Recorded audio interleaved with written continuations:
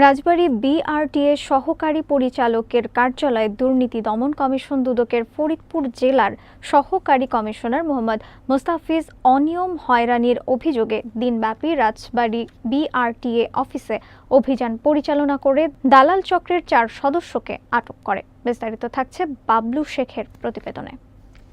7 মে বুধবার দুদকের একটি টিম কার্যালয়ে অভিযান পরিচালনা করে। অভিযান পরিচালনায় ঘুষের টাকা সহ আশিক খান ও আশরাফুজ্জামান আকরাম এবং লিয়াকত আলী মৃধা ও মোহাম্মদ মনসুর আহমেদ সহ দালাল চক্রের 4 সদস্যকে ঘোষ বাণিজ্যের 70,399 টাকা সহ হাতে নাতে আটক করে দুদক।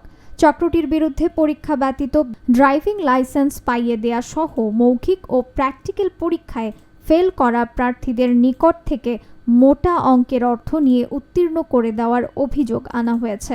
দালাল চক্রের সদস্যরা বিআরটিএ কার্যালয়ের অফিস কক্ষে চেয়ার টেবিলে বসে কর্মকর্তাদের চোখের সামনেই ঘুষ বাণিজ্য করতেন।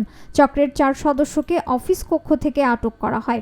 এ বিষয়ে দুদক সহকারী কমিশনার মোস্তাফিজ বলেন, কার্যালয়ের কর্মকর্তাদের সংশ্লিষ্টতা পাওয়া গেলে আইনানুগ ব্যবস্থা গ্রহণ করা হবে। ড্রাইভিং লাইসেন্স পেতে ভোগান্তি ও ব্যাপক অনিয়মের অভিযোগের প্রেক্ষিতে আমরা অভিযানকালে 4 জন দালালকে আমরা গ্রেপ্তার করতে সক্ষম হয়েছি। বিভিন্ন সেবা পেতে সাহায্য করে এবং তার বিনিময়ে উনি মোটা অঙ্কের ঘুষ দাবি করে। বিভিন্ন পরীক্ষার্থী আছে মৌখিক পরীক্ষা পাস করতে পারে না, অনেকে লিখিত পাস করতে পারে না, অনেকে দেখা যাচ্ছে আপনার ফিল্ড টেস্টে পাস করতে পারে না। এইগুলো পাস করানোর জন্য তারা বিভিন্ন পরীক্ষার্থীদের কাছ থেকে এটাগুলো আদায় করছে।